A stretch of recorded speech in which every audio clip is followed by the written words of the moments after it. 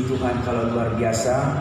Mari kita Bapak Ibu menyiapkan hati kita di dalam beribadah hari ini. Mari kita datang sujud di hadapan Tuhan untuk menyembah Dia dengan sungguh-sungguh di dalam kehidupan kita pada pagi hari ini. Saya mengajak setiap kita, seluruh jemaat Tuhan, untuk bangkit berdiri. Kita mengambil sikap saat teduh. Saat teduh dimulai.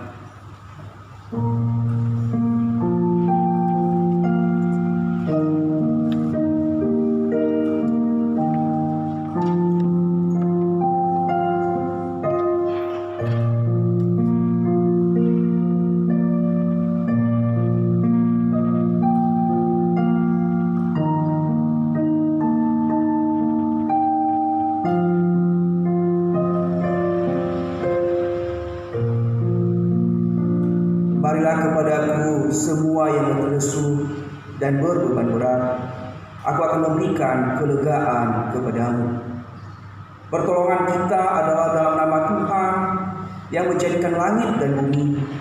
Kasih karunia dan damai sejahtera dari Allah Bapa kita dan dari Tuhan Yesus Kristus menyertai kamu. Mari kita tinggalkan segala beban, segala rintangan yang membuat kita tidak semangat di dalam memuji, menyembah Tuhan. Mari kita fokus untuk menyembah Tuhan, karena segala pujian, hormat hanya untuk kemuliaan Tuhan. Mari kita memberikan hormat, kemuliaan itu untuk memuji Tuhan saat ini. Kita mengangkat satu pujian, PPK 10, hormat bagi Allah.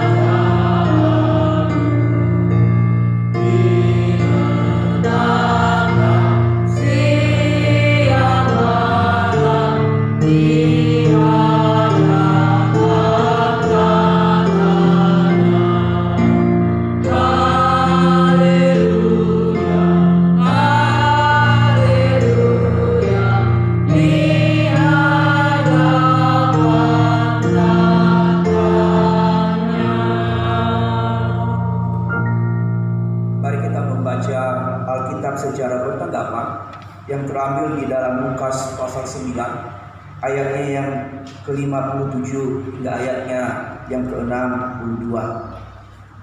Ketika Yesus dan murid-muridnya melanjutkan perjalanan mereka, berkatalah seorang di tengah jalan kepada Yesus, Aku akan mengikut engkau kemana saja engkau pergi. Yesus berkata kepadanya, serigala mempunyai liang dan burung mempunyai sarang, tetapi Anak Manusia tidak mempunyai tempat untuk meletakkan kepalanya. Lalu ia berkata kepada seorang lain, ikutlah aku. Tetapi orang itu berkata, izinkan aku pergi dahulu menguburkan Bapakku. Tetapi Yesus berkata kepadanya, biarlah orang mati menguburkan orang mati, tetapi engkau bukanlah menguburkan kerajaan Allah di mana-mana. Dan seorang lain berkata, aku akan mengikut engkau, tetapi izinkanlah aku pamitan dahulu dengan keluargaku bersama-sama. Tapi Yesus berkata, setiap orang yang siap untuk membaca tetapi menoleh ke belakang tidak layak untuk membaca. Mari kita berdoa. Tuhan Yesus yang baik, kami bersyukur kalau Tuhan izinkan kami bersama jemaat-Mu berkumpul bersama-sama di tempat-Mu yang kudus, di tempat ini. Kami bersyukur pemeliharaan Tuhan dari rumah kami di perjalanan tiba di tempat ini dengan selamat, ya Tuhan.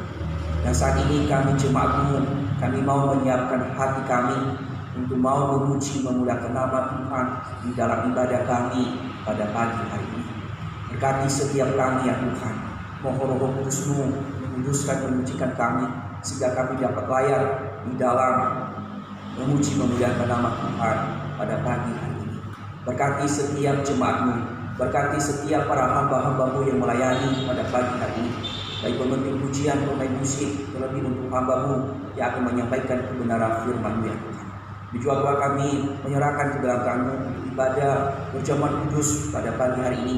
Yang lagi dalam perjamuan kudus ini kami mengingat kasih-Mu yang begitu besar, pengorbanan-Mu yang begitu besar di dalam kehidupan kami. Engkau telah mati bagi kami demi menyelamatkan kami ya Tuhan. Tuhan, kami serahkan ibadah ini dari awal pertengahan hingga akhirnya dalam nama Tuhan dipuji ditinggikan di dalam ibadah kami. Di doa kami hanya di dalam nama-Mu kami berdoa dan mengucap syukur. Amin. Silakan duduk Bapak Ibu.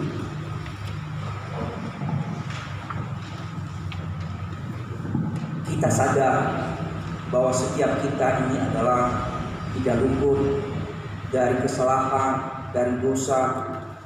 Mungkin kita melakukan hal yang tidak berkenan di hadapan Tuhan. Mungkin secara sengaja, mungkin tidak sengaja, tetapi hal itu membuat hati Tuhan sedih melihat kita melakukan segala pelanggaran dosa. Maka dengan hal itu Bapak Ibu, kita diberikan waktu, kesempatan oleh Tuhan untuk mengakui setiap dosa itu di hadapannya, supaya kita layak terus di hadapan Tuhan saat ini.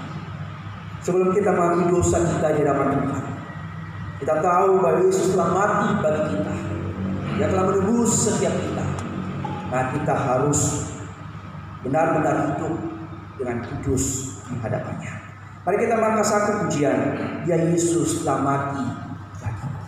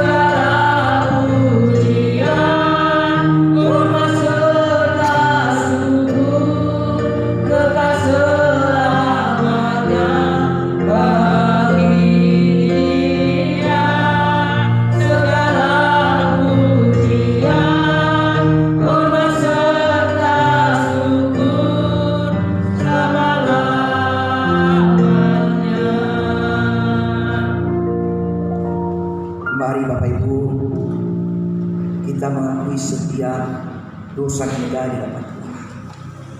Mari kita datang merendahkan diri di hadapan Tuhan. Mari kita mengakui setiap pelanggaran-pelanggaran kita yang kita lakukan di hadapan Tuhan selama 1 minggu ini. Mohon Ibu Suci untuk memimpin kita di dalam doa pengakuan dosa.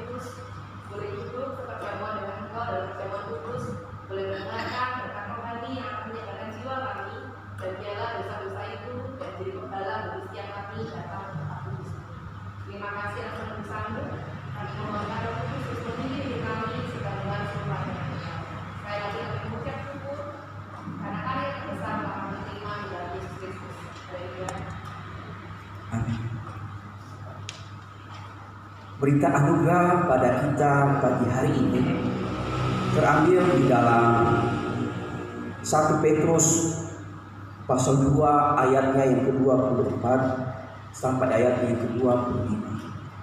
Begini firman Tuhan.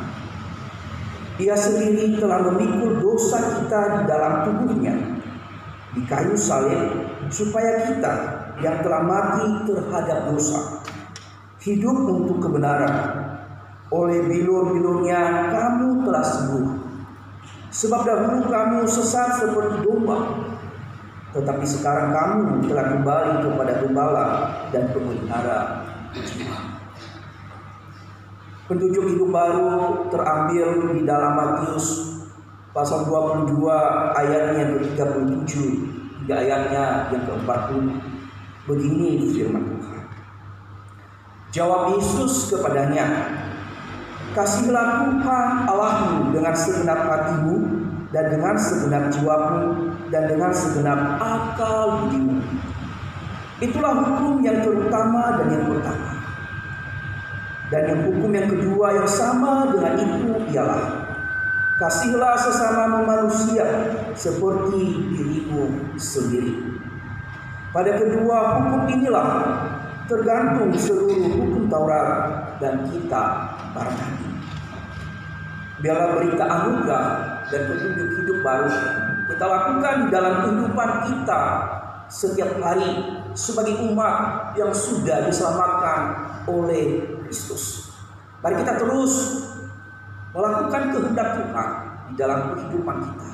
Mari kita menjadi alat Tuhan di dalam mengerjakan misinya di dunia ini.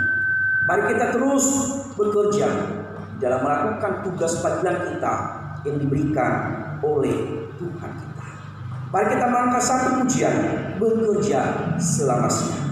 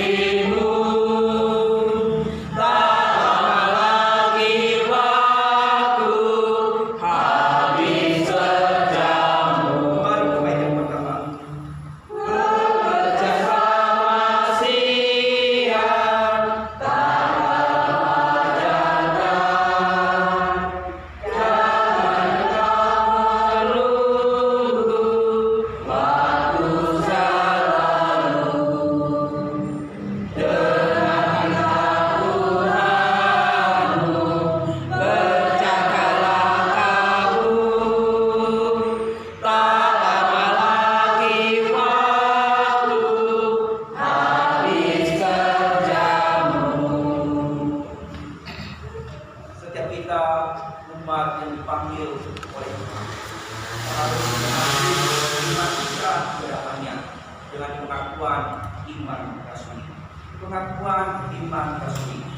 Aku percaya pada Allah, Bapa yang Maha Kuasa, Bapa kami dan bumi, dan kepada Yesus Kristus, Anak yang tinggal dengan kita, yang dikandung dari Roh Kudus, lahir dari Anda Maria, yang menderita sengsara, dibawa tahun Pontius Pilatus, disalibkan, mati dan dikuburkan, turun lagi ke kerajaan maut, pada hari yang ketiga bangkit pula dari antara orang mati, naik ke surga, duduk sebelah kanan Allah, Bapa yang Maha Kuasa, dan dari sana Ia akan datang untuk menghakimi orang yang hidup dan yang mati. Aku percaya pada Roh Kudus, gereja yang kudus dan am, persekutuan orang kudus, pengampunan dosa, kebangkitan tubuh dan hidup yang kekal. Amin. Masih tetap berdiri Bapak Ibu. Ada tugas kita sebagai orang percaya untuk berdoa pada pagi hari ini. Kita berdoa untuk jemaat yang sedang sakit saat ini dan yang sudah lanjut usia. Kiranya Tuhan memberikan kemuliaan dan kesehatan bagi setiap jemaat kita yang sedang sakit saat ini. Kita juga berdoa untuk keberadaan gereja kita di tempat ini. Dalam gereja kita ini menjadi berkat bagi masyarakat yang ada di sekitar kita, Bogor, Kabupaten. Kita juga berdoa untuk kedamaian bangsa yang ada di dunia saat ini. Kita tahu ada begitu banyak bangsa-bangsa yang tidak damai saat ini. Kita khusus kita berdoa untuk bangsa Israel dan Palestina yang sedang perang saat ini, juga termasuk Rusia dan Ukraina. Kita doakan semoga bangsa ini ada damai sehingga tidak banyak jiwa yang meninggal dunia. Kita doakan semoga ada jalan keluar yang diberikan bagi mereka. Kita juga berdoa untuk bangsa kita, bangsa Indonesia, dalam bangsa politik ini. Dalam bangsa kita ada dalam kedamaian, ada dalam keamanan, dalam politik ini terus dipimpin oleh Tuhan dan terjadi hal yang tidak kita inginkan. Mari kita berdoa bersama-sama. Bapak yang baik, Bapak yang mengasihi kami bersyukur kalau siang hari ini atau pagi hari ini Tuhan izinkan kami bersama jemaat untuk beribadah dan di tengah ibadah kami bersatu hati menaikkan setiap doa kami di hadapan Tuhan. Dan khusus saya berdoa untuk jemaat kami yang sedang sakit dan segala usia. Kami serahkan ke dalam tangan Tuhan. Kiranya Tuhan tolong memberkati, memberikan, sembuhkan jemaat kami yang sedang sakit saat ini. Mohon dalam melalui makanan, minuman, obat-obat yang konsumsi menjadi saluran penyembuhan yang berasal dari Tuhan. Berkati Tuhan dana-dana yang mereka butuhkan dalam proses pemulihan. Kiranya Tuhan cukupkan semuanya. Berkati keluarga yang berdampingi yang merawat mereka, kasih kekuatan di dalam merawat keluarga yang sedang sakit saat ini. Tuhan yang berdoa juga Tuhan untuk keberadaan gereja kami yang ini hidup di mana kami berada di tengah-tengah kita, dalam keberadaan gereja kami ini ya Tuhan, menjadi berkat bagi masyarakat yang ada melalui kehidupan para jemaat Tuhan, dapat bersaksi menyampaikan Injil kepada orang-orang yang melalui kasih ya Tuhan. Tuhan mohon berkati di dalam gereja kami ini sehingga gereja ini semakin hasil bertumbuh sesuai dengan kehendak Tuhan. Mohon berhutang hal-hal yang tidak kami inginkan dalam gereja kami. Jika ada orang-orang berkejahat yang menghalangi membangun gereja kami mohon masyarakat mereka supaya mereka apa yang mereka lakukan mereka menyadari bahwa hal itu adalah orang yang tidak berkenan. Maka yang berdoa juga untuk bangsa-bangsa yang ada di dunia saat ini. Kami mohon kedamaian kiranya setiap bangsa yang sedang ada konflik saat ini. Kami mohon secara khusus berdoa untuk bangsa Israel, Palestina, Ukraina dan Palestina yang bahkan serahkan kepada Tuhan. Yang Tuhan memberkati anugerah damai bagi mereka sehingga ya Tuhan tidak lagi terus perang terjadi di dalam bangsa ini ya Tuhan. Sehingga bangsa-bangsa ini memiliki jalan keluar berdamai memuji memuliakan nama Tuhan. Kami berdoa juga Tuhan untuk bangsa kami, bangsa Indonesia. Kami serahkan ke dalam tangan Tuhan.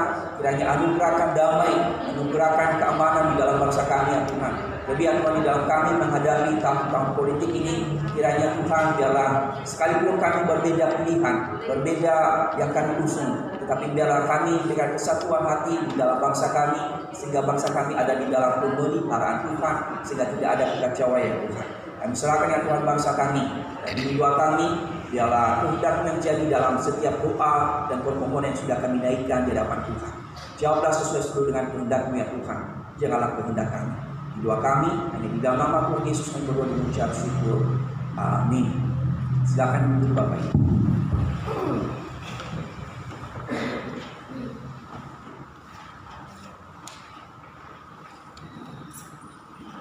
Mari Bapak Ibu, kita akan menyiapkan hati kita untuk menerima kebenaran firman Tuhan pagi hari ini yang akan disampaikan oleh hambanya, dan juga nanti kita akan menerima perjamuan kudus.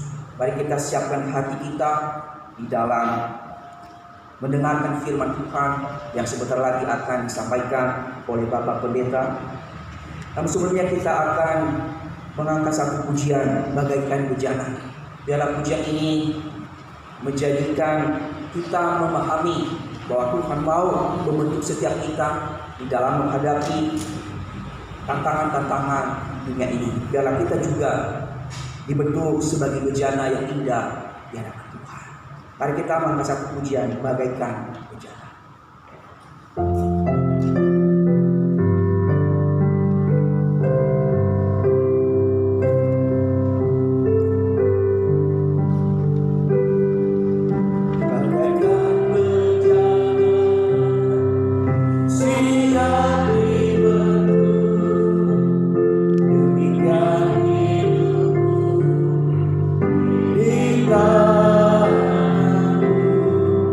Dengan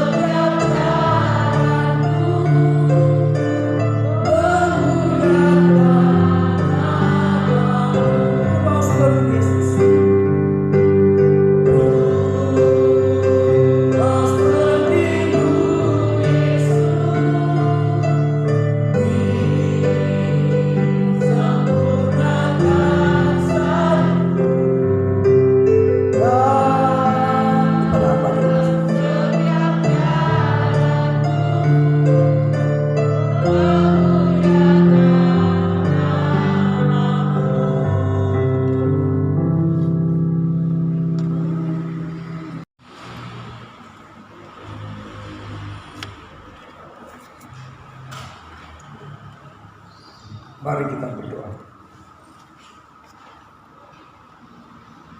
Seperti pujian kami ya Tuhan, kami mau dibentuk seperti bejana yang siap untuk berubah menjadi tempat kediaman Tuhan, menjadi tempat di mana firman Tuhan ditaburkan. Kiranya Roh Allah bekerja atas kami. Ketika hari ini kami berkesempatan untuk mendengar firman suara-Mu ya Tuhan. Kami memberikan telinga kami, bahkan memberikan hati dan pikiran kami untuk boleh dibukakan akan rahasia kebenaran firman Tuhan hari ini, sehingga kami boleh hidup seturut dengan kehendak. Kiranya Engkau menguasai hati kami, pikiran kami, bahkan seluruh ruangan ini, dari segala sesuatu yang mencoba mengalihkan perhatian kami dari kebenaran firman Tuhan. Kami berdoa di dalam nama Tuhan Yesus. Hanya Roh Allah yang boleh kami dengar, yang boleh kami terima melalui firman Tuhan. Hamba-Mu dengan segala keterbatasan di dalam menyampaikan firman Tuhan, pakai lidah bibir hamba, hikmat Tuhan memimpin hamba-Mu, sehingga kebenaran firman Tuhan ini boleh disampaikan di dalam kuasa Tuhan. Di dalam nama Tuhan Yesus kami berdoa. Amin. Shalom Bapak Ibu. Shalom. Ya, minta maaf suara saya agak serak-serak basah. Ya, 1 minggu ini saya bergumul setelah mendapatkan jadwal dari gereja. Bagaimana ini kalau sampai tanggal 22 nanti sekolah saya nggak bisa keluar. Saya sudah berencana kalau sampai tanggal 22 saya nggak bisa bersuara, nanti Bu Dwi yang akan menyuarakan. Ya. Puji Tuhan, hari ini saya masih diberikan kesempatan untuk membagikan berkat firman Tuhan kepada Bapak Ibu, saudara-saudara sekalian. Tema kita hari ini, Kristen sejati siap bayar harga. Teks yang diambil dari Injil Yohanes pasal 15 ayat yang ke-18 sampai dengan ayat 27. Bapak Ibu, saya rindu kita membaca secara bertanggapan. Ya, walaupun tadi sudah membaca bertanggapan, ya, kita baca lagi ya. Yohanes 15 ayat 18 sampai ayat 27. Saya akan membacakan ayat 18, selanjutnya ayat yang genap. Bapak Ibu, saudara-saudara membaca ayat 19, selanjutnya ayat yang ganjil. Ayat 23 kita akan baca bersama-sama. Demikian firman Tuhan. Dunia membenci Yesus dan murid-muridnya. Jikalau dunia membenci kamu, ingatlah bahwa ia telah lebih dahulu membenci aku daripada kamu. Sekiranya kamu dari dunia, tentulah dunia mengasihi kamu sebagai miliknya. Tetapi karena kamu bukan dari dunia, melainkan aku telah memilih kamu dari dunia. Sebab itulah dunia membenci kamu. Ingatlah apa yang telah kukatakan kepadamu. Seorang hamba tidaklah lebih daripada tuannya. Jikalau mereka telah menganiaya aku, mereka juga akan menganiaya kamu. Jikalau mereka telah menuruti firman-Ku, mereka juga akan menuruti perkataanmu. Tetapi semuanya itu akan mereka lakukan terhadap anak-anakku, sebab mereka tidak mengenal yang telah khusus aku. Sekiranya aku tidak datang dan tidak berkata-kata kepada mereka, mereka tentu tidak berdosa. Tetapi sekarang mereka tidak mempunyai dalih bagi dosa mereka. Barang siapa membenci aku, dia membenci juga Bapakku. Sekiranya aku tidak melakukan pekerjaan di tengah-tengah mereka seperti yang tidak pernah dilakukan orang lain, mereka tentu tidak berdosa. Tetapi sekarang, walaupun mereka telah melihat semuanya itu, namun mereka membenci baik aku maupun Bapakku.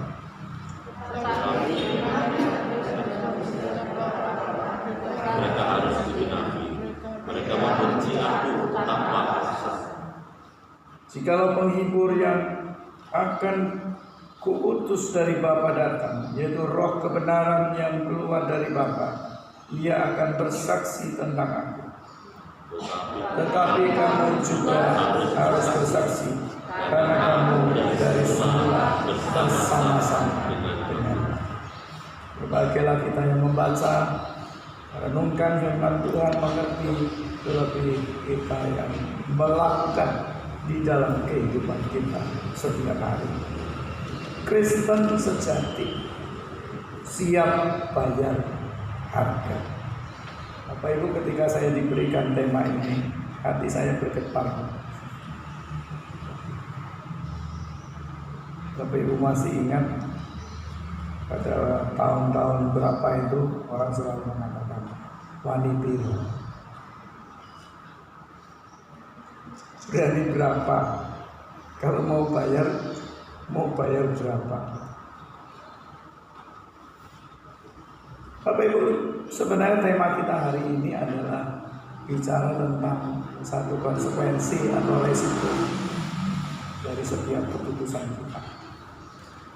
Perusahaan asuransi sebelum dia menawarkan polis, dia selalu berkata apa?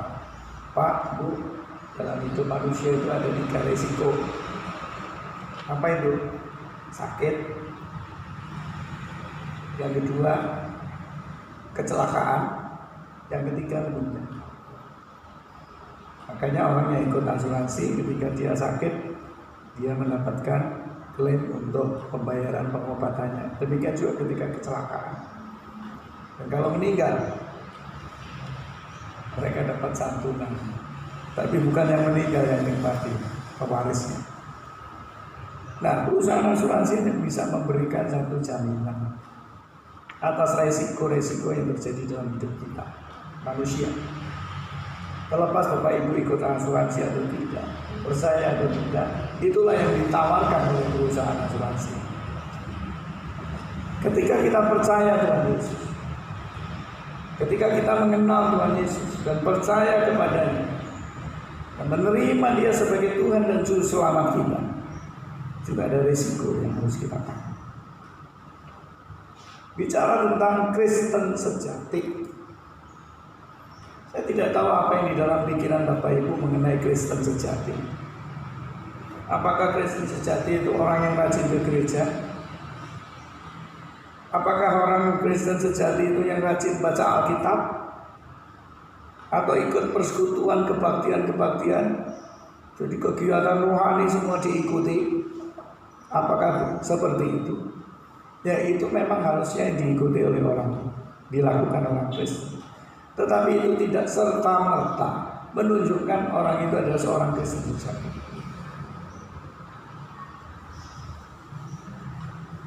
Jadi sesungguhnya Kristen sejati itu apa? Kata Kristen di Alkitab dicatat, yaitu ketika murid-murid, orang-orang yang percaya Tuhan Yesus itu pertama kalinya disebut Kristen itu ketika mereka ada di Antioquia. Di sanalah mereka pertama disebut Kristen. Dan Kristen itu bukan nama kebanggaan Bapak Ibu. Karena Kristen itu artinya pengikut Kristus. Jadi mereka dianggap sekelompok orang yang mengikuti ajaran-ajaran Kristus, yang juga pernah hidup bersama dengan Kristus. Jadi sebenarnya itu lebih kepada kata ejekan, bukan yang sekarang ini muncul kita menjadi orang Kristen, kita bangga menjadi orang Kristen. Ya memang kita harus bangga menjadi orang Kristen. Tetapi sebenarnya kalau seorang itu mengikut Kristus, berarti dia harus tahu dia berada di mana. Sangat berbeda pengikut dengan fans. Saya tidak tahu apakah kita ini pengikut atau kita ini fans. Kalau fans, sekarang ini lagi anak-anak muda senang itu apa? Konser-konser apa? Ya.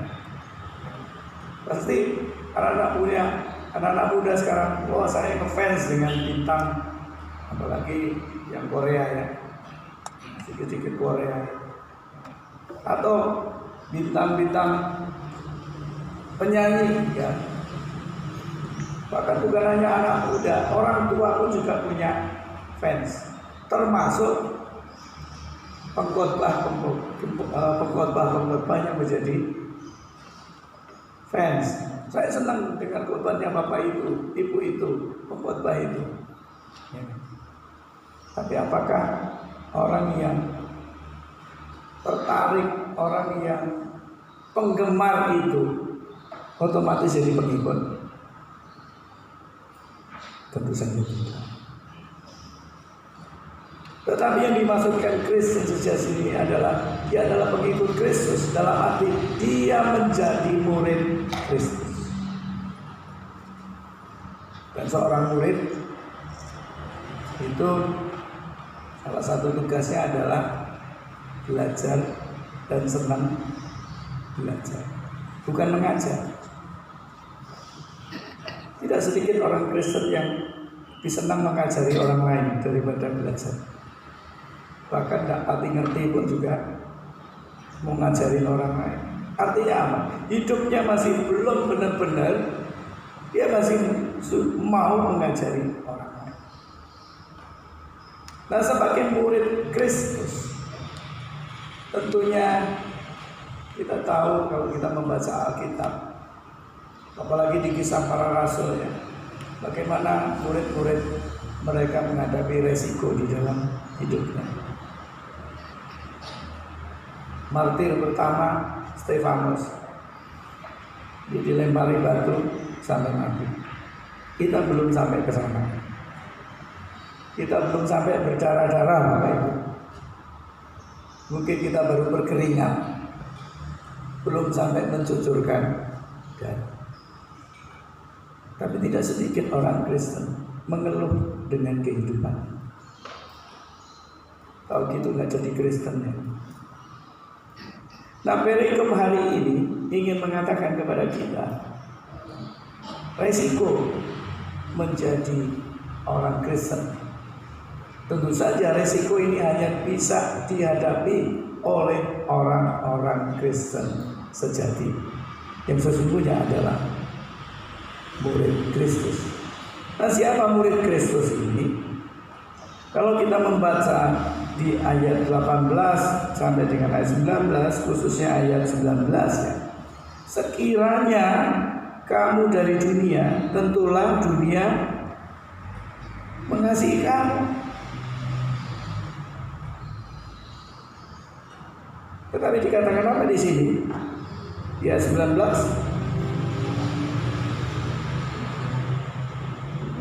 Tetapi karena kamu bukan milik dari dunia, melainkan aku telah memilih kamu dari dunia, sebab itulah dunia membenci kamu. Bapak Ibu, kalau kita baca perikop ini, kita akan mendapati kata membenci itu diulang-ulang beberapa kali. Tadi malam saya coba hitung itu, kalau nggak salah 6 kali kata membenci. Belum ditambah kata menganiaya. Jadi ada sekitar 8 kata yang berhubungan dengan kata membenci. Tetapi jadi artinya apa? Bahwa membenci itu adalah hal yang serius di sini.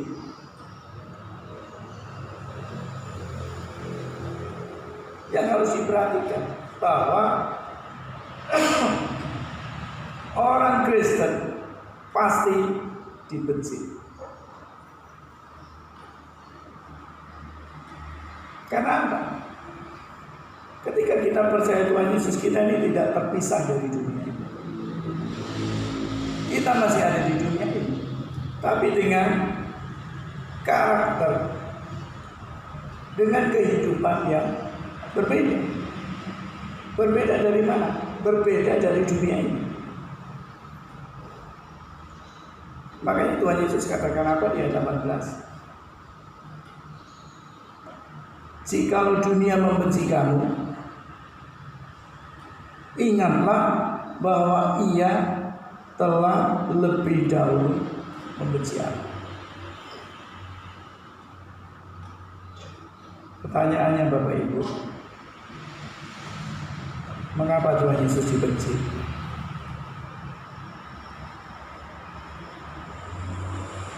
Mengapa orang-orang Yahudi membenci Tuhan Yesus?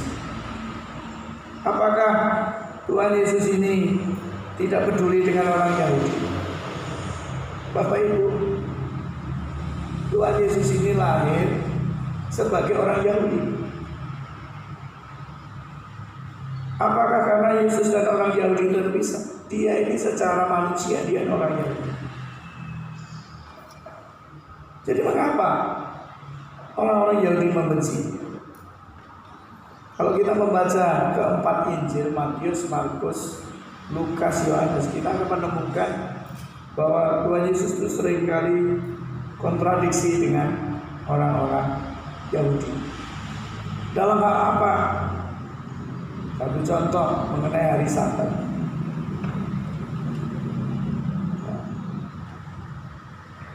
Dan Yesus katakan apa? Memang Taurat katakan harus berhenti di hari Sabat. Tetapi kalau kamu hanya berhenti beraktivitas, tapi hidupmu tidak memuliakan Tuhan, percuma. Sama kalau pada zaman sekarang orang Kristen hari Minggu harus ke gereja ya. Ini bukan soal hari Minggu kita ke gereja. Makanya ibadah itu bisa dalam pengertian sempit, bisa dalam pengertian luas. Kalau pengertian sempit ya seperti ibadah Minggu seperti sekarang, persekutuan-persekutuan yang kita ikuti. Tetapi ibadah yang sesungguhnya itu adalah keseharian kita. Apakah itu hidup kita memuliakan Tuhan? Bapak Ibu, ketika kita ditanya, mengapa Bapak Ibu Saudara beribadah? Untuk memuliakan Tuhan. Nah sekarang pertanyaannya, hidup yang memuliakan Tuhan itu seperti apa? Bukankah itu terjadi dalam kehidupan sehari-hari? Kalau saya boleh katakan, tidak sedikit orang Kristen dia itu on-nya itu hanya hari Minggu. Senin, Selasa, Rabu, Kamis, Jumat, Sabtu off. Maksudnya apa? Ketemu Tuhan hanya hari Minggu. Nah bagaimana kita ini bisa menghadapi tantangan dalam kehidupan kita? Kalau hidup kita ini hanya sebatas ritual. Saya tidak mengatakan ritual itu tidak penting.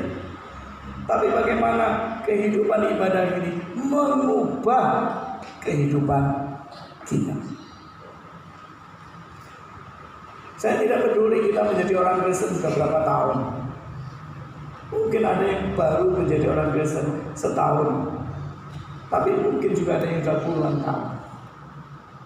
Saya tidak peduli kita membaca Alkitab ini sudah berapa ayat yang ada di kepala kita. Karena persoalannya bukan berapa ayat yang kita baca, tetapi seberapa besar firman Tuhan itu mengubah hidup kita.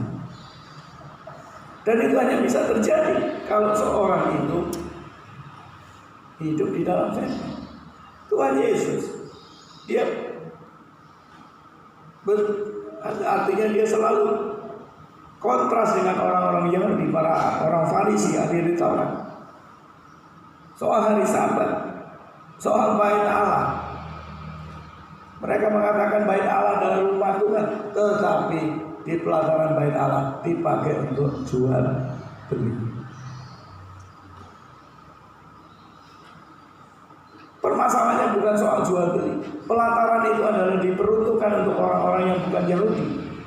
Mereka bisa sembahyang di sana, mereka beribadah di sana, tapi sudah dipakai untuk tempat seperti pasar. Ditambah lagi apa? Mereka berjual beli untuk mengambil keuntungan. Orang-orang asing datang, makanya ada penukar uang. Mereka tukarkan uang di situ dengan harga yang tinggi. Mereka jual ternak di situ, jadi orang dari negeri lain tidak perlu bawa ternaknya, beli di situ pasti dengan harga yang mahal. Mulai yang paling mahal sampai yang paling murah. Jadi intinya bait Allah tidak digunakan sebagaimana mestinya. Bagaimana mereka begitu sombongnya mereka mengatakan kami anak Abraham. Tapi anak Abraham bukan hanya secara fisik. Anak Abraham adalah, kita kenal Abraham adalah bapak orang percaya, bapak orang beriman. Bagaimana kita mengatakan kalian mengatakan anak Abraham, tapi kalau hidup kalian tidak seperti Abraham. Bagaimana mereka memahami Mesias yang akan datang? Mesias yang akan datang mereka gambarkan sebagai seorang yang gagah perkasa, tapi ternyata Mesias itu lahir di kandang binatang, bukan ditaruh di box bayi, tapi di tempat makanan ternak. Bukan tempat yang lain, tetapi di sanalah dia lahir. Mengalami banyak pertentangan. Tuhan Yesus juga hanya kontradiksi dengan para ahli Taurat dan orang-orang Farisi. Bahkan akhirnya banyak orang percaya. Bahkan murid-murid orang Farisi pun menjadi percaya kepada Tuhan Yesus. Akibatnya mereka marah. Bahkan secara politis orang-orang Romawi pun banyak yang bertobat oleh karena berita Injil. Jadi kalau Yesus saja dibenci, apakah pengikutnya aman-aman saja? Alkitab mencatat penganiayaan terjadi dialami oleh para pengikut Kristus. Nah, sekarang pertanyaannya, apakah kita berani bayar harga itu? Harga apa yang harus kita bayar? Yang pertama begini, apapun yang kita katakan, apapun yang kita saksikan, itu tidak otomatis orang menerima kita. Bahkan orang membenci kita. Bahkan kita berusaha menjelaskan. Sekarang ini kalau orang Kristen memberitakan Injil kan dikatakan kristenisasi. Kita coba jelaskan, orang tetap tidak bisa terima. Semakin kita menjelaskan, semakin orang membenci kita. Bahkan yang membenci kita bukan hanya orang di luar sana, bahkan mungkin orang yang ada di dalam rumah kita. Orang-orang yang begitu dekat dengan kita.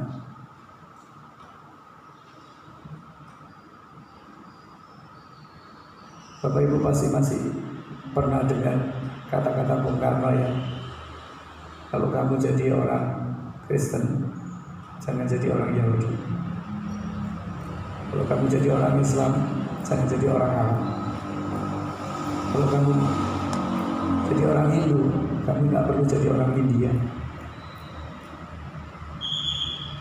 Apapun agamamu, jadilah orang Indonesia.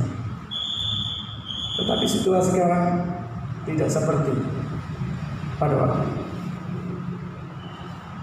Kita dikelilingi oleh kelompok-kelompok yang tidak bisa menerima kita. Walaupun pemerintah berusaha melindungi kita, tetapi tetap saja kebencian terhadap orang Kristen itu tidak bisa dibendung. Makanya di ayat 25, tadi kita lihat ayat 25. Dikatakan di ayat 25, tetapi firman yang ada tertulis dalam kitab Taurat, mereka harus dikenali. Mereka membenci aku tanpa alasan. Apa ibu pernah ngadepin orang kayak gini? Aku nggak suka. Apa? Ya pokoknya nggak suka. Lah iya. Alasannya apa? Gak ada alasan. Pokoknya benci ya benci, gak suka ya gak suka.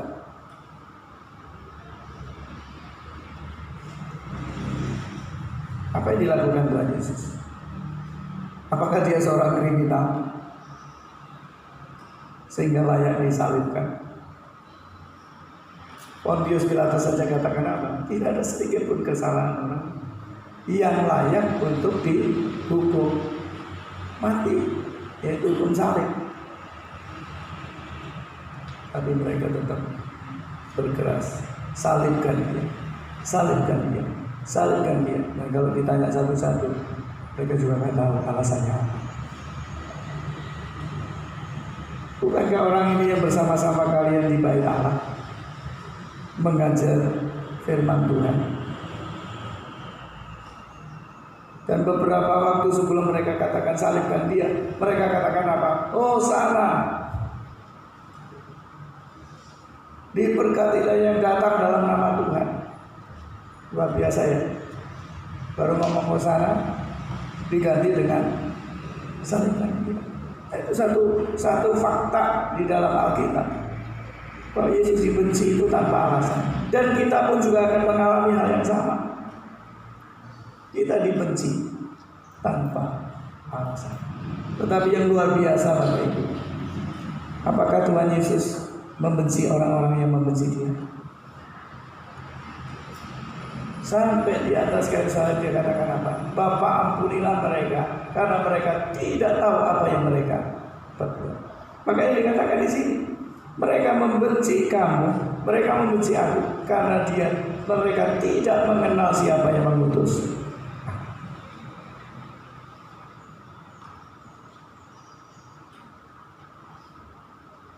Makanya dari sini Bapak Ibu, Tuhan Yesus tidak pernah menolak orang berdosa. Tuhan Yesus tidak pernah menolak orang yang menghukum dia. Tuhan Yesus tidak menolak orang yang membenci dia. Yang Tuhan benci itu adalah dosa. Yang Tuhan benci adalah kelakuan mereka. Tapi setiap orang Tuhan ingin menyelamatkan mereka. Dunia ini adalah ciptaan Tuhan. Dunia ini adalah milik Tuhan. Tuhan tidak mau dunia ini dihancurkan oleh orang-orang yang dipakai iblis. Makanya Tuhan mau menyelamatkan dunia ini. Tangan Tuhan terbuka. Di awal ibadah tadi kita dia ajak untuk apa? Marilah kepadaku yang letih lesu dan beban. Untuk siapa? Untuk siapa saja yang mau datang. Nah oleh karena itu Bapak Ibu, selain kita siap untuk dibenci, siap ditolak, kita pun juga harus siap untuk memberitakan Injil. Seringkali orang Kristen putus asa ya, terus nggak mau dengar, biarin aja. Justru ketika orang membenci kita, kita harus terus datang kepada dia. Kita nyatakan kasih Allah. Bapak Ibu, kalau kita membaca Injil Yohanes secara keseluruhan, itu ada 3 perikop ya. Perikop pertama itu tentang pokok yang benar. Perikop yang kedua itu tentang bagaimana kita hidup saling mengasihi. Dan yang perikop yang kita baca hari ini itu tentang bagaimana orang-orang yang mengasihi Tuhan dan saling hidup saling mengasihi itu dibenci. Untuk menghadapi kebencian itu Bapak Ibu, tidak ada cara lain, kita harus tetap punya relasi yang dekat dengan Tuhan. Dikatakan di sini apa? Mereka siapa yang membenci aku, dia membenci Bapakku.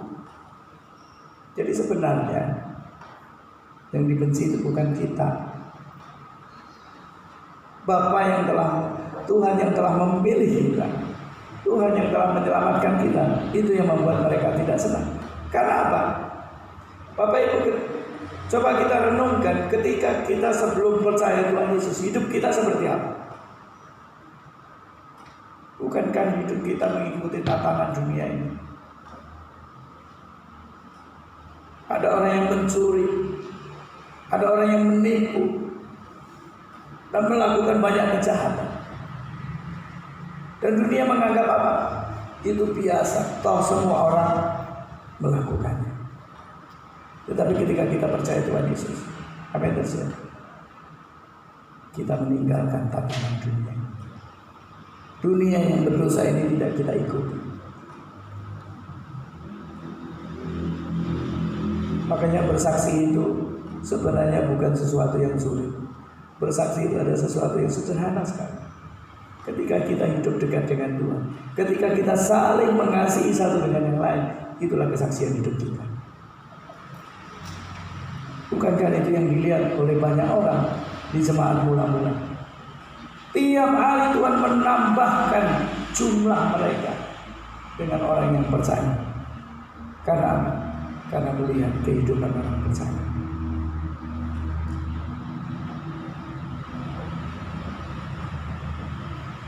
Tapi maaf, kalau orang Kristen tukaran aja,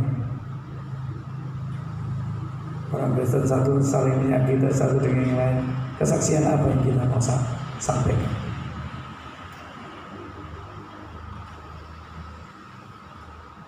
Saya yakin tidak ada seorang pun yang tidak pernah sakit hati. Ya. Sudah sakit hati dengan banyak sakit gigi lagi. Sakitnya di mana? Di mana-mana. Akhirnya kita tidak bisa mengampuni orang. Kita tidak bisa mengasihi orang. Bagaimana Tuhan yang sudah mengampuni kita tanpa syarat? Ya. Pembacaan tadi katakan apa? Yang dibacakan bersama dengan liturgus tadi itu. Aku mau mengikuti engkau, tapi izinkan aku menguburkan orang tuaku. Aku minta izin dulu. Bapak Ibu, kelihatannya ini kata-kata ini sopan ya. Tapi sebenarnya orang ini tidak bisa meninggal. Apa yang dibilang? Siapa yang mau mengikuti Tuhan Yesus, dia harus memandang ke depan. Dengan tujuannya apa? Mengikut Yesus. Kalau kita mau jadi saksi juga sama.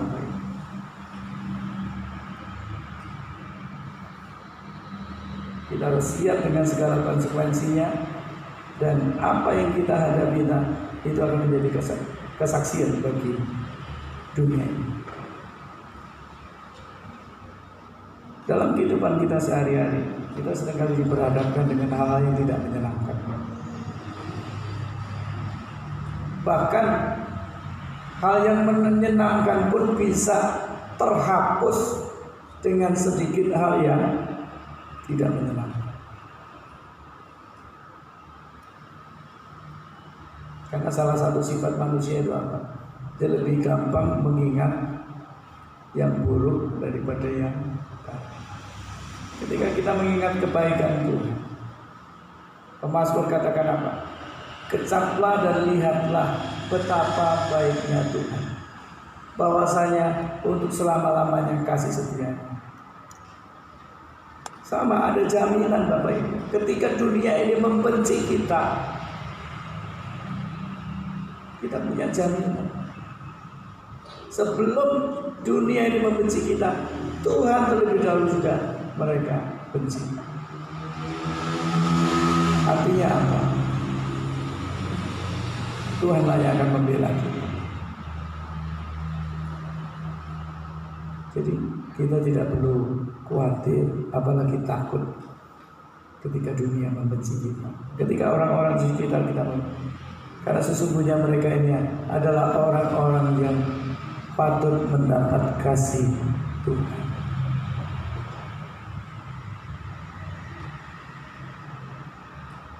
Bapak Ibu sudah tahu nomor teleponnya kalau kita menghadapi sakit hati, kesulitan, ya. Kode hariannya itu kalau Blitar berapa? 03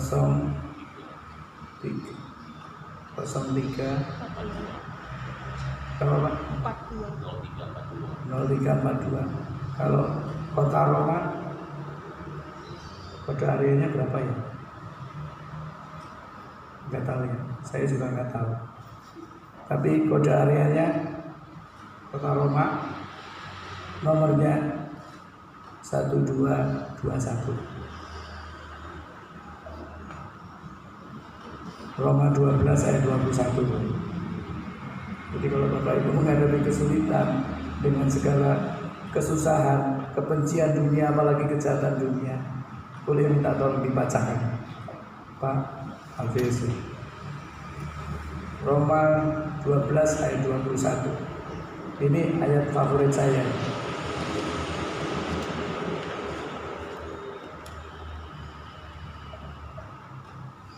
Roma 12 ayat 21 begini firman Tuhan, janganlah kamu kalah terhadap kejahatan, tetapi kalahkanlah kejahatan dengan kebaikan. Ketika dunia membenci kita, jangan kita membenci mereka, tapi kalahkanlah itu dengan kebaikan, yaitu dengan kasih Tuhan. Bagaimana kasih itu bertumbuh? Tadi dua hukum kasih sudah dibacakan. Kasihlah Tuhan Allahmu dan kasihlah sesama manusia. Dua hukum ini sangat penting karena itu mewakili 10 perintah Tuhan.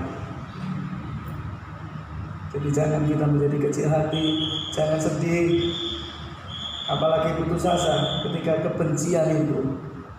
Ya kita harus terima, tapi kasihlah mereka. Karena memang orang-orang yang membenci kita itu yang patut mendapat kasih Tuhan melalui hidup kita. Amin. Hari ini kita akan bersama-sama merayakan perjamuan kudus. Kenapa saya katakan itu sebuah perayaan?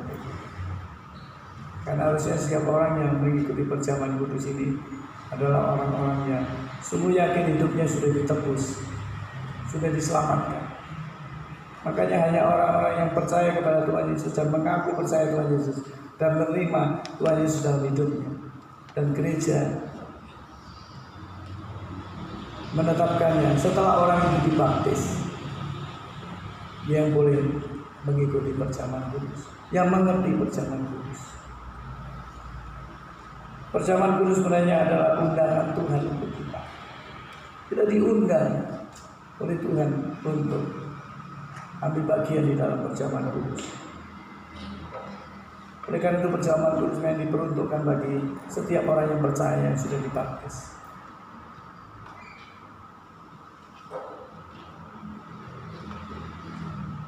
Agar perjamuan kudus sungguh-sungguh menjadi berkat bagi kita.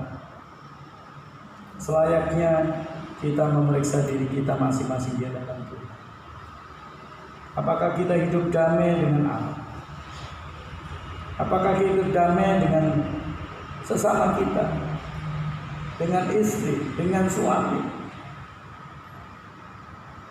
dengan orang tua, atau dengan anak, dengan saudara-saudara, dengan teman, bahkan dengan tetangga, dengan siapapun yang kita jumpai dalam kehidupan kita. Di dalam ketidaksempurnaan kita percaya Allah menyucikan kita dari segala dosa kita. Allah akan membaharui hidup kita, memampukan kita supaya kita menjadi saksi Kristus di tengah dunia ini. Oleh karena itu mari kita mengarahkan hati kita. Mari kita mengarahkan hati kita kepada Tuhan. Mari kita bersyukur kepada Tuhan Allah kita. Mari kita berdoa. Tuhan, firman-Mu telah disampaikan. Dunia membenci kami tanpa alasan.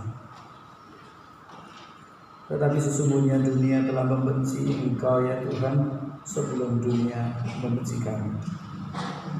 Oleh karena itu Tuhan, jangan biarkan hati kami menjadi tawar, menjadi putus asa. Tapi biarlah dengan satu kenyataan ini, ketika dunia membenci kami, semakin mendorong kami untuk memberitakan Injil Kristus. Supaya dunia tahu, supaya orang-orang yang membenci kami juga boleh menerima keselamatan yang dari Tuhan. Kami bersyukur hari ini Tuhan, kami boleh bersama-sama menyiapkan diri untuk masuk di dalam perjamuan kudus. Kiranya setiap kali boleh mempersiapkan diri dengan baik, dan Tuhan yang memimpin perjamuan ini. Di dalam nama Tuhan Yesus kami berdoa. Amin. Sebelum saya mengundang petugas meja perjamuan, saya akan sampaikan beberapa hal. Pada saat ini kita hadir dalam peristiwa karya kasih Allah yang menyelamatkan dunia. Kelahiran dan kehidupan Kristus, anak Allah yang lahir di antara manusia, pembaptisannya, perjamuan malam terakhir bersama dengan murid-muridnya, bahkan kematiannya di kayu salib. Kita memberitakan kebangkitan Kristus dan kenaikannya ke surga dalam kemuliaan, di mana Ia berdoa bagi dunia. Kita merindukan kedatangan Kristus kembali pada akhir zaman untuk menggenapi segala sesuatu. Maka sebagai persekutuan yang dipersatukan dengan dan dalam Kristus, kita mengingat pengorbanan Kristus yang menyelamatkan, yang dikaruniakan kepada umat manusia di segala tempat. Ketika kita mengambil bagian dalam perjamuan kudus ini, Roh Kudus menolong kita sehingga kita dipersatukan dalam Kristus. Saya mengundang Bapak Ibu bangkit berdiri.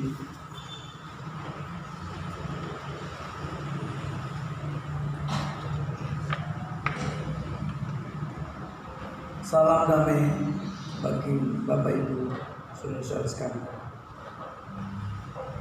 Tuhan telah mengampuni dan mempersatukan kita.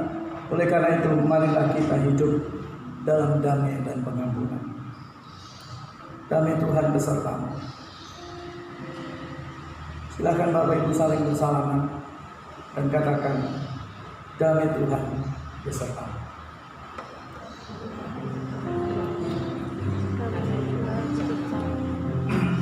Damai Tuhan besertamu.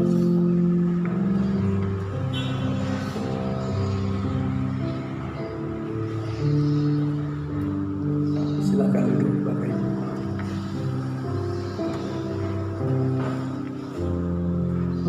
Saya mengundang petugas meja perjamuan untuk maju ke depan.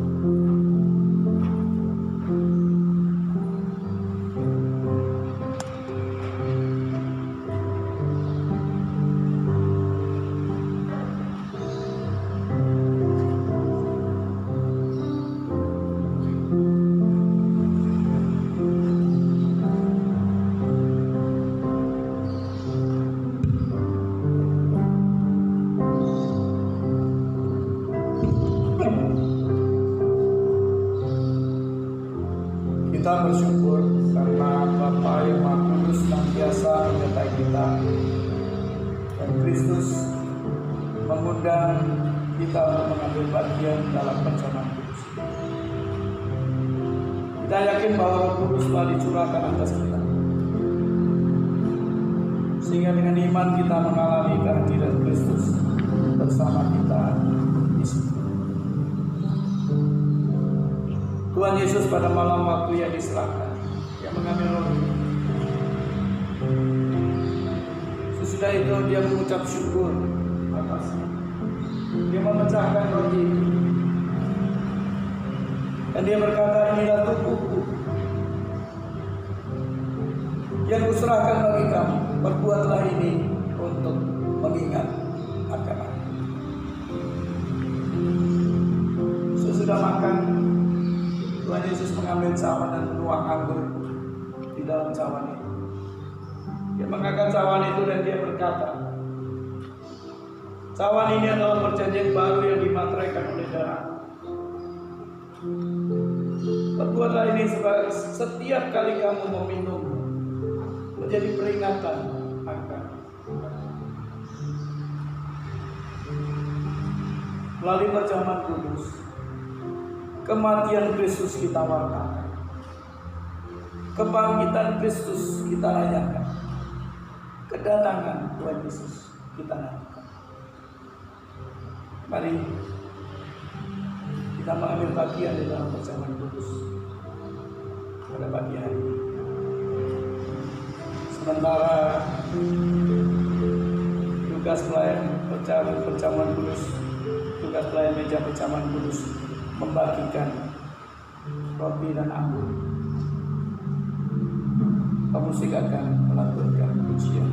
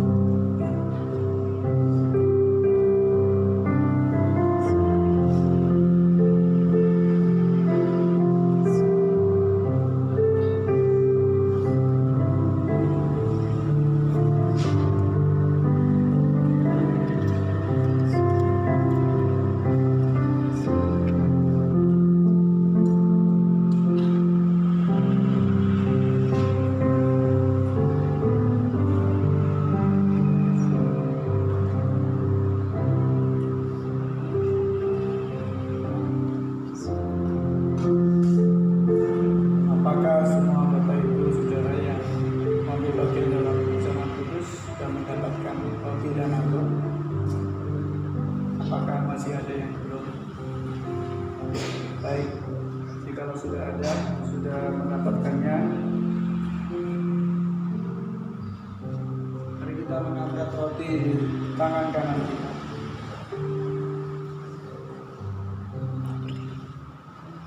Bapak Ibu tetap duduk saja, tidak usah berdiri.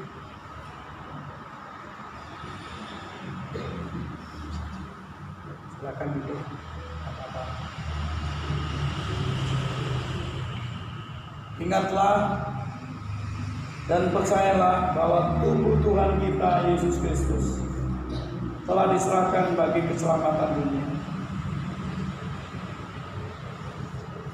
Terimalah dan makanlah dengan ucapan syukur dalam nama Tuhan Yesus.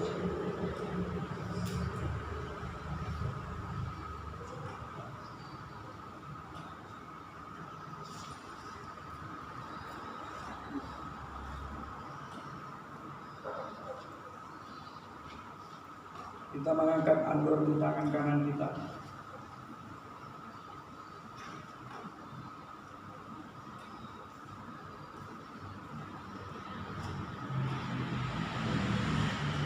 Ingatlah dan percayalah bahwa darah Tuhan kita Yesus Kristus telah dicurahkan bagi keselamatan kita sekalian. Terimalah, minumlah dengan ucapan syukur dalam nama Tuhan Yesus.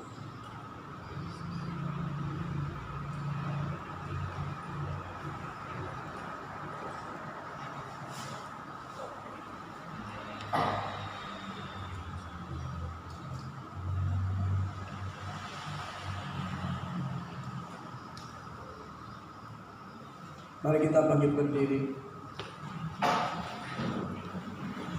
Pak Yamin akan berdoa dengan syukur.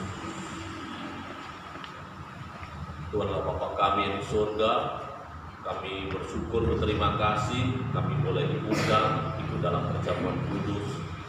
Kami bersyukur, berterima kasih kepadamu Tuhan, Engkau mengingatkan kami bahwa Tuhan melalui itulah Engkau mengasihi kami.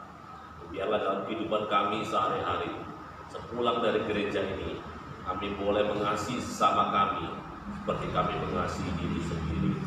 Kami boleh mengamalkan ajaran Tuhan, mengasihi Tuhan dengan sungguh-sungguh segenap hati dan jiwa raga kami. Sehingga ketika dunia membenci kami boleh menunjukkan bahwa kami tetap mengasihi mereka. Tolong kami Bapa, kami bersyukur bahwa kami boleh menjadi orang Kristen dan kami diberi kekuatan penyertaan dari Tuhan.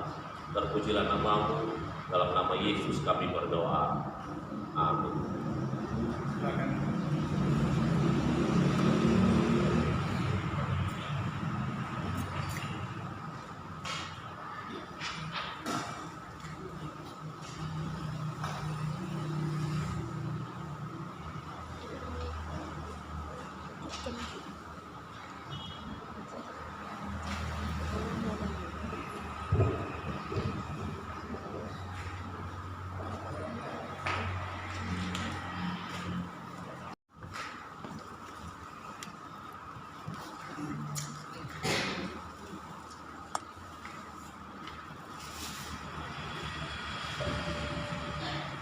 Kita sudah diberkati oleh kebenaran firman Tuhan yang sudah kita dengar pada pagi hari ini atau siang ini.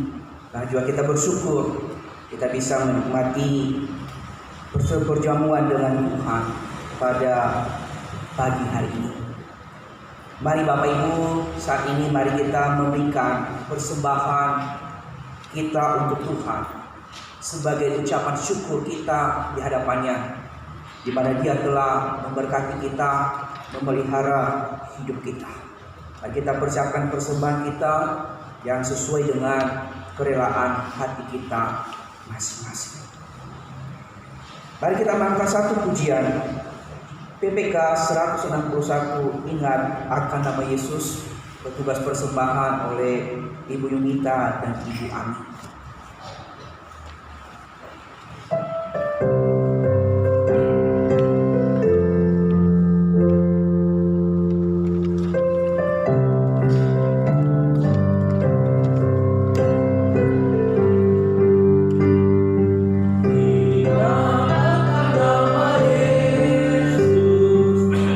Hallelujah.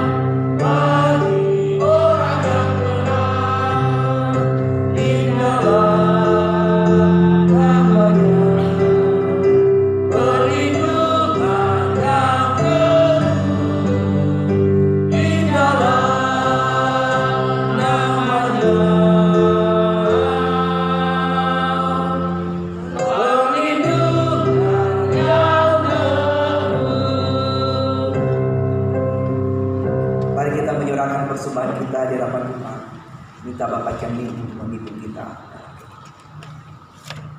Tuhanlah Bapa kami yang di surga, kembali kami datang ke hadirat-Mu mengucap syukur dan terima kasih untuk kesempatan kami boleh memberikan persembahan.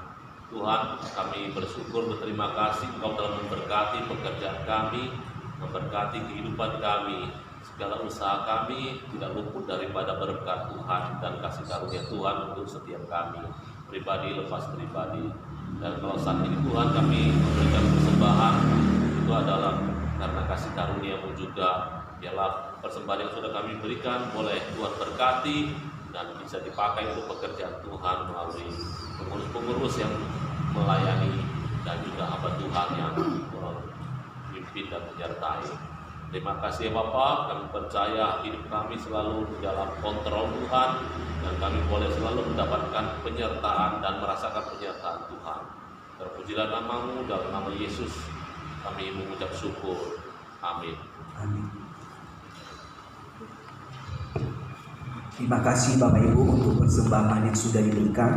Kiranya Tuhan Yesus terus memberkati usaha pekerjaan Bapak Ibu sekalian. Untuk warta untuk hari ini, Jemaat Roh Hidup mengucapkan terima kasih kepada Bapak Dwi atas pelayanannya hari ini. Tuhan Yesus memberkati dalam pelayanan dan keluarga yang baik.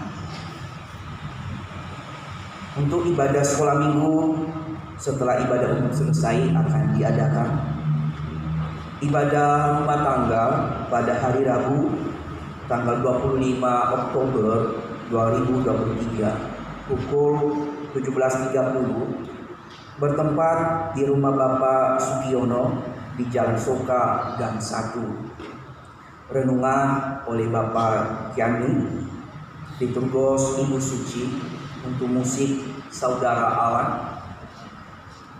Dihimbau seluruh jemaat untuk datang untuk beribadah bersama-sama di dalam ibadah rumah tangga ini.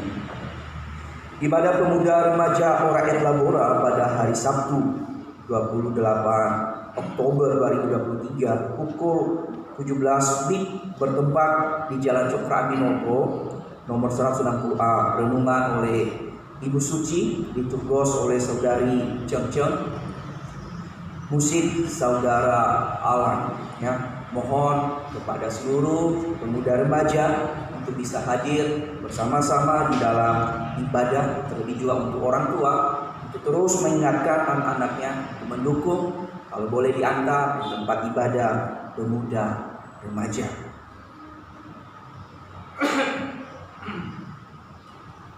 Selamat ulang tahun kepada jemaat yang berulang tahun di dalam minggu ini, secara khusus untuk Bapak Susanto pada tanggal 19 Oktober dan kepada Saudari Kaila 21 Oktober. Apakah ada? Silakan berdiri.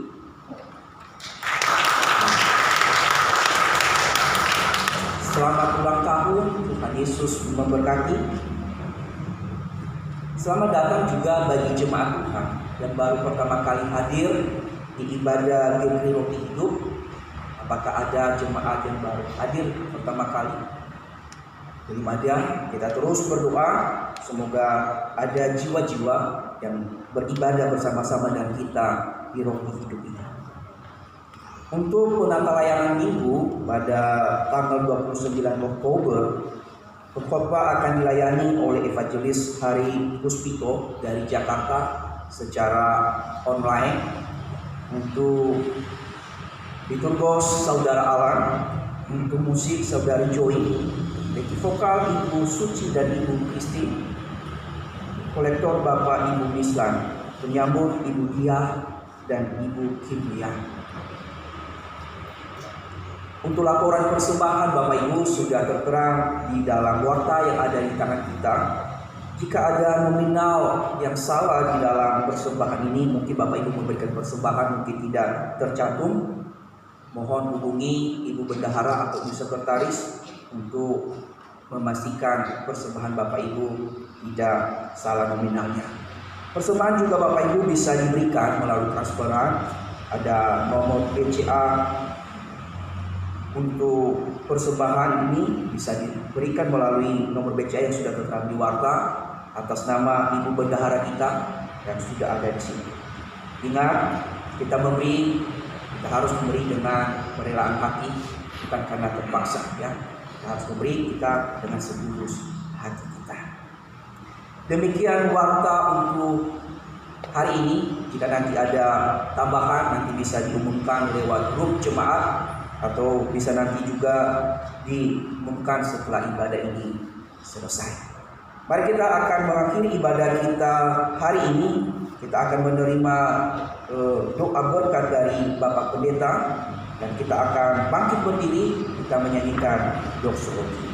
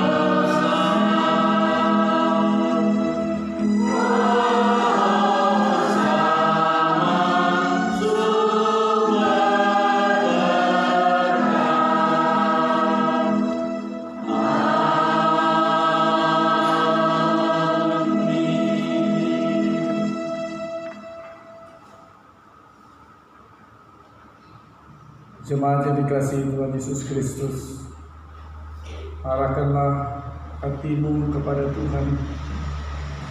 Wujudkanlah perintah Tuhan dalam hidup Bapak Ibu Saudara-saudara. Jadilah saksi Kristus. Terimalah berkat Tuhan. Tuhan memberkati engkau dan melindungi engkau. Tuhan menyinari engkau dengan wajah-Nya dan memberi engkau kasih karunia. Tuhan menghadapkan wajah-Nya kepadamu dan memberi engkau damai sejahtera. Amin.